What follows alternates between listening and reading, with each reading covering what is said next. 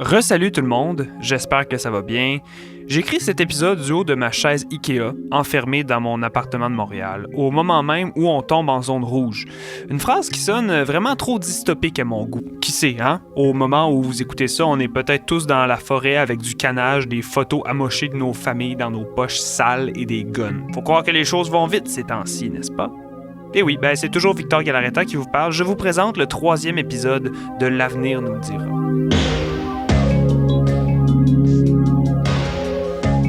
Au fil des derniers épisodes, on a enlevé une bonne grosse couche de mystère qui régnait au-dessus de toute cette histoire.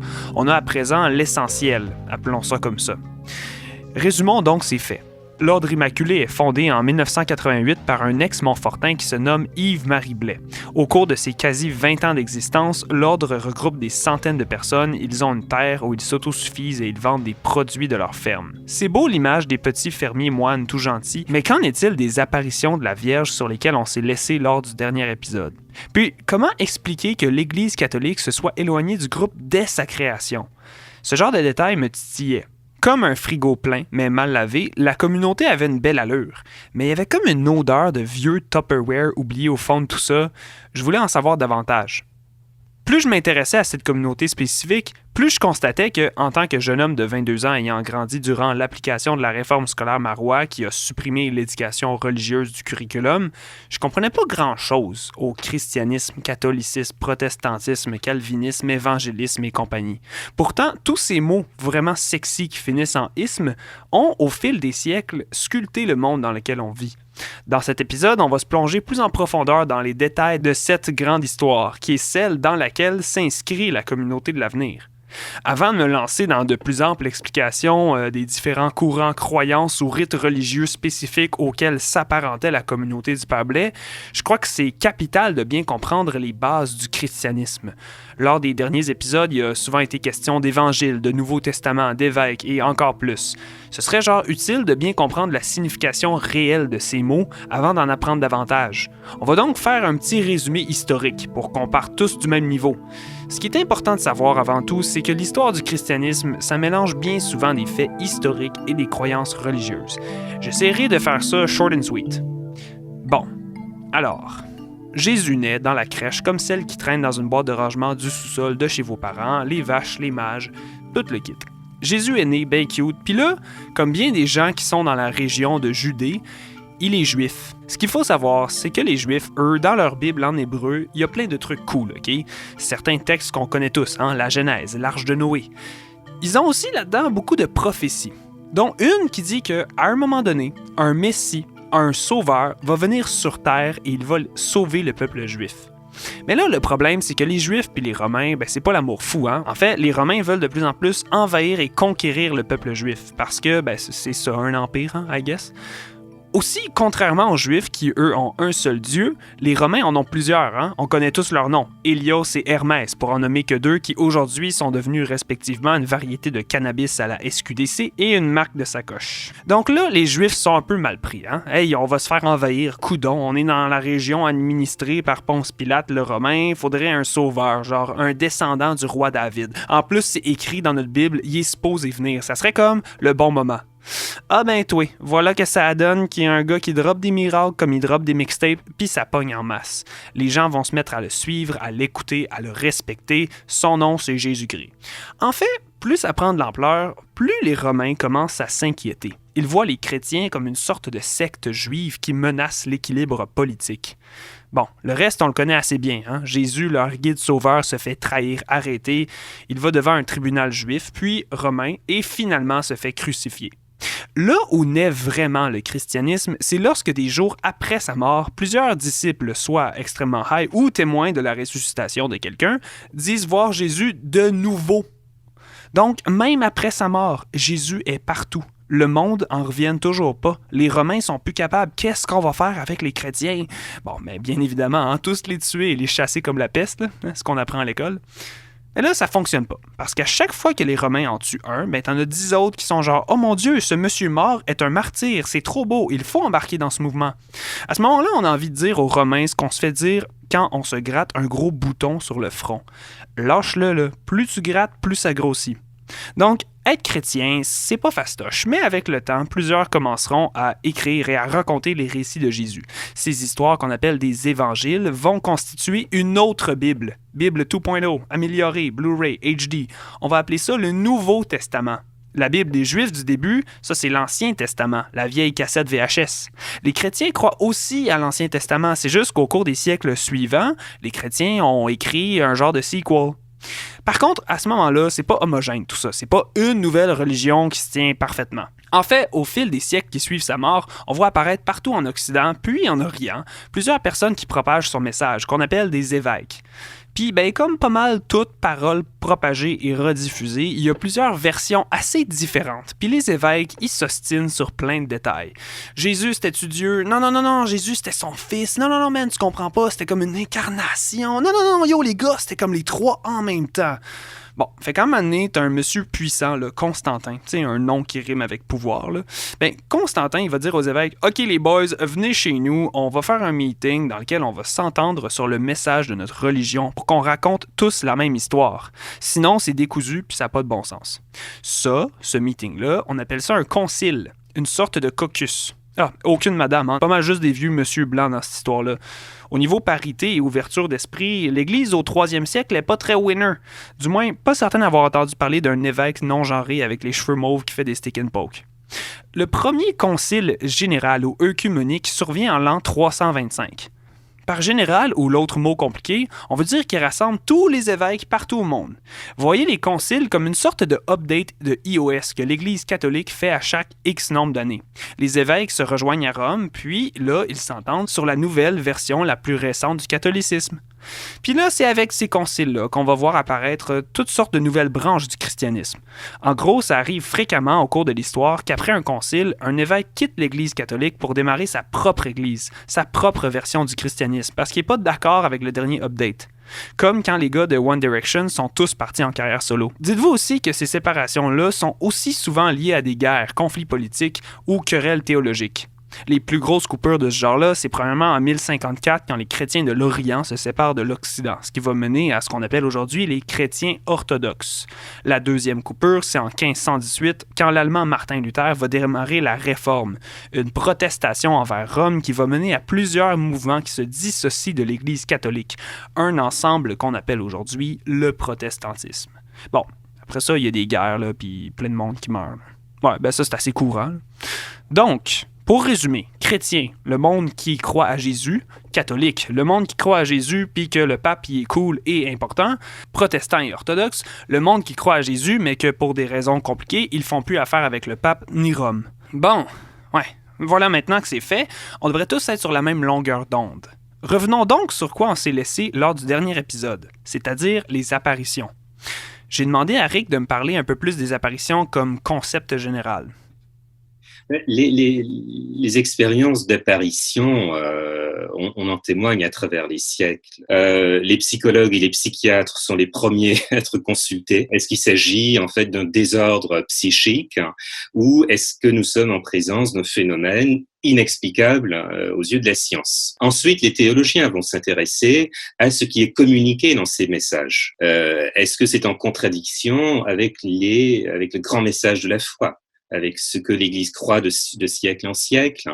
Et il y a comme une règle permanente de ce point de vue-là dans la tradition de l'Église catholique, disant que une apparition peut permettre peut-être d'approfondir un thème de la foi, mais il n'y a pas de révélation nouvelle. En d'autres termes, il n'y a pas tout à coup de choses nouvelles qui vont apparaître, une quatrième personne dans la Trinité. Donc, de siècle en siècle, ça a toujours existé. Les apparitions formellement reconnues par les plus hautes autorités de l'Église catholique, nommément le pape, c'est souvent après bien des études et bien des années. Quand même fou. Dites-vous qu'il existe donc le concept d'authentifier une vision, d'étudier les apparitions de la mère de Jésus. Je dois avouer qu'avant de me lancer dans ces recherches, j'avais une vision pas très nuancée de l'Église. Dans ma tête, si t'étais religieux, t'allais à la prière, tu lisais la Bible et ta réflexion s'arrêtait là. T'étais un peu un zombie. Ce que j'ai constaté en parlant à Rick et en m'interrogeant sur les apparitions et plus encore, c'est que l'Église catholique, par exemple, comme bien des tranches de la société, c'est pas un gros bloc qui pense tous pareil. Certains religieux se questionnent encore sur le but de la religion, la manière de la vivre ou les différentes croyances qui en font partie. Il y a des livres, des études faites par des religieux, pour des religieux, qui se questionnent sur Darwin, sur l'avortement, sur la crise climatique et bien plus encore. Donc, lorsque Rick nous explique que les apparitions, c'est matière à débat au sein de l'Église catholique, c'est vrai. De retour à l'avenir. En 1989, l'Église catholique prend ses distances de l'Ordre Immaculé sans pour autant le discréditer. 2 ans plus tard, une jeune femme ontarienne vient s'installer pour de bon à l'avenir. Marie-Danielle commence à avoir des visions. 1 an plus tard, les médias s'y intéressent. À cette époque-là, les apparitions de l'avenir étaient très fréquentes, mais surtout très populaires. Les gens viennent, prennent des photos, font des dons, cassent la croûte. Vous imaginez sûrement une quinzaine de fanatiques bizarres sur le bord d'une autoroute. Mais c'est pas des jokes. Dans un article, on mentionne un estimé d'environ 2000 visiteurs lors d'une seule fin de semaine. J'ai parlé à un témoin qui jadis travaillait au dépanneur du coin. Il m'expliquait que l'entreprise faisait littéralement des affaires d'or grâce à ces événements. On parle donc d'un réel tourisme religieux. En même temps, je comprends. T'sais, chacun son truc qui le fait vibrer. T'sais, ça ou 2000 personnes sur la pinotte qui vont au Beach Club pour voir un monsieur avec une tête de guimauve mettre des tounes pendant que père Olivier-Marie Primo se frotte les mains à côté, c'est pas tant mieux. On les passait en entrevue. Ils faisaient la manchette sans arrêt. Je vous cite ici Nicole Veillette, une témoin de l'époque, dans un article de La Tribune. Elle explique son expérience à un journaliste. Il y a des petits détails qui m'ont agacé. Par exemple, pourquoi la Vierge s'exprime-t-elle uniquement en anglais? Elle doit bien connaître toutes les langues, non? Fais un offre, Nicole. C'est pas fou. La Sainte Vierge aurait bien pu aller faire un échange étudiant, puis venir apprendre le français au cégep du Vieux, rencontrer du monde, tomber en amour avec Nicolas, un gars, là, aller à toutes les shows des cowboys fringants, puis faire de l'impro batté. Sans blague, le fait que Marie-Danielle reçoive les messages en anglais accentuait vraiment toute la polémique autour de ça. Souvenez-vous, on est un peu en époque référendaire. Les Québécois sont encore super sensibles là-dessus. Pour l'Ordre Immaculé, ça ne faisait que mousser l'histoire. On n'est rien. Mais pourquoi vous? Pourquoi pas moi? Qu'est-ce que vous avez de plus que moi pour qu'elle ne m'apparaisse pas à moi? Je sais pas, c'est Dieu. C'est Dieu qui nous choisit. On est libre d'accepter et de ne pas accepter. Puis moi, j'ai dit oui. Pourquoi elle vous parle en anglais? Pourquoi? Parce que c'est ma langue maternelle. Elle se plie au véhicule, au médium. Elle vous parle en anglais parce que vous êtes d'origine anglaise. Oui. C'est la seule raison. Ben si, en parlant... Oui. Vous venez en effet d'entendre le seul et unique Jean-Luc Mongrain qui parle à Marie-Danielle sur le plateau de son émission L'heure juste en 1993. Quand je vous disais qu'il faisait le buzz, j'exagérais pas. Nicole Veillette, elle, poursuit son témoignage. Je cite. Mais surtout, j'ai été étonné lorsque le père Blais, tout juste avant l'apparition, a interpellé un homme qui s'était avancé sur les plates-bandes de fleurs. « Reculez », lui a-t-il lancé, « sinon on ne commencera pas. Ce n'est pas un cirque ici. » C'est comme si c'était lui qui décidait du moment de l'apparition. On lit aussi que les messages de la Vierge virent assez souvent apocalyptiques à ce qui paraît. Ouais, tout ça c'est étrange. L'article finit aussi par mentionner quelque chose d'assez important. Avec tous ces dons et la boutique de souvenirs, la communauté pourrait réellement profiter de tout ça. La possibilité de faire un Disney World pour les adultes en quête de sens se concrétise pour Walt Mary Blais. Disons qu'avant 1994, le public et l'Église doutent. Les gens sont curieux, veulent en savoir plus et savent pas vraiment quoi en penser. Par contre, malgré le temps qui passe, l'Ordre Immaculé réussira pas vraiment à polir son image pour plaire à la masse et à l'Église. Autrement dit, de se séparer des rumeurs qui suivent sa réputation. Par exemple, en 1992, après avoir passé 6 mois au sein de la communauté, Laurent Paul Luc, alors professeur de philosophie à l'Université de Sherbrooke, fera une sortie médiatique pour littéralement mettre le public en garde. N'allez pas là. Il raconte s'être fait manipuler, avoir donné 2000 $ pour recevoir les bonnes dispositions de la Vierge. Laurent Paul finit par supplier l'évêque et l'institution catholique de mettre son pied à terre et de rejeter la demande de reconnaissance canonique que l'ordre attend maintenant depuis 4 ans. Ce qui va comme un peu arriver. 3 jours plus tard, on lit que l'archevêque de Sherbrooke, Monseigneur Fortier, dira aux croyants et aux croyantes, je cite, « Allez voir ailleurs ». Le haut placé, lui aussi, émet des doutes. Monseigneur Saint-Gelais, de son côté, ne rejettera pas la demande, mais garde ses distances et invite le public à être prudent.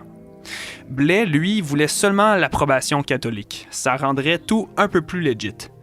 Son impatience finit par culminer. Je sais pas si vous saviez toute l'histoire du genre de litige où est-ce qu'il a tenté de poursuivre l'évêque. Ben, j'ai lu ce que vous m'avez envoyé, Ouais. ce qui est assez étrange comme situation. Oui. En effet, en 1994, le père Blais poursuit en cour supérieure du district de Drummondville des dirigeants de l'Église catholique pour une somme assez salty de 1 050 000 $, dont 800 000 de ces bidous sont adressés directement à l'évêque de Nicolet, Monseigneur Saint-Gelais. Blais accuse celui-ci d'avoir terni l'image de la communauté. Je cite ici Gérald Prince dans un article de l'époque. Le père Blais reproche celui-ci d'avoir qualifié son ordre de secte et d'avoir répandu des propos qui trahissent une hostilité constante envers l'ordre et d'avoir entretenu une obstination malicieuse dans l'erreur qui ont causé des dommages importants tant à l'ordre qu'au père Blais et à ses membres. Donc, non seulement le père Blais est louche, mais lorsqu'il se fait reprocher d'être louche, il poursuit ses détracteurs pour 1 million $, ce qui le rend encore plus louche, si vous demandez mon avis.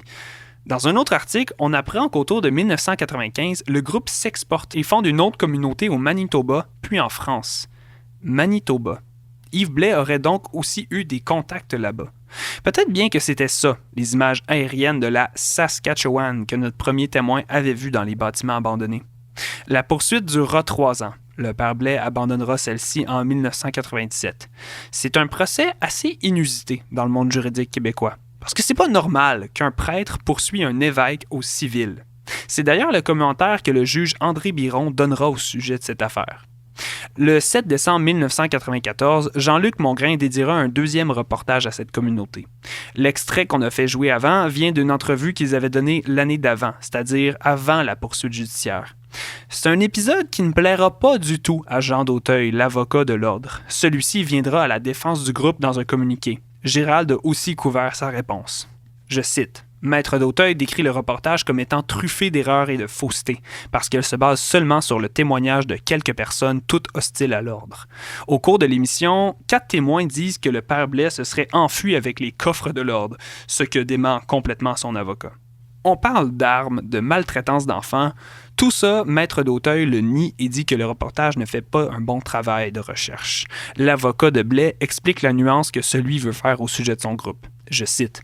Contrairement aux sectes qui empruntent des éléments aux diverses religions existantes, l'Ordre du Cœur Immaculé, continue Maître d'Auteuil, est intégralement fondé sur la spiritualité mariale de Saint Louis-Marie de Montfort et sur la foi, la doctrine et la tradition de l'Église catholique. Au fil du temps et des rumeurs, la communauté et ses ambitions agricoles, elles, prennent de l'ampleur. En 10 ans, le nombre de fidèles qui vivent sur place augmente à 70. Mais c'est surtout les infrastructures qui deviennent assez impressionnantes. En 1998, soit 10 ans après sa fondation, Gérald va sur les lieux et constate cette croissance.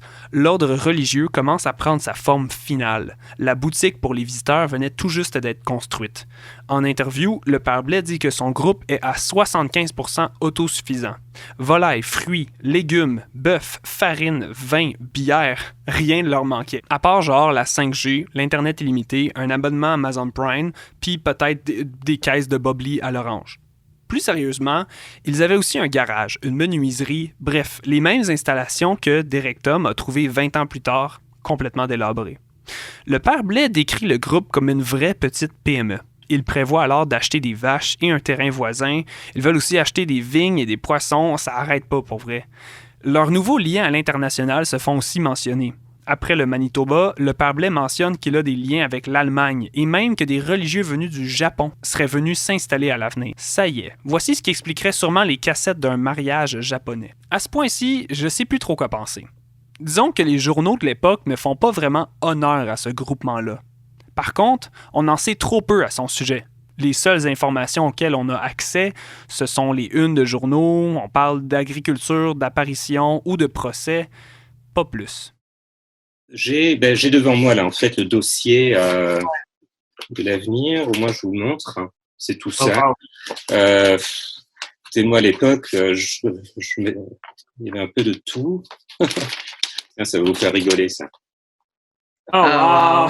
Rick nous tient ici la couverture du magazine Photopolis. À la une, on voit une photo du père Blais accompagné d'une religieuse. Les deux portent une toge bleue et blanche. Le titre « Miracle à vendre. Entrepreneur en religion. Où commence l'escroquerie? » Ouais, hein? Une vraie PME, comme dirait Yves. On a adressé la couverture médiatique dont bénéficiaient les apparitions.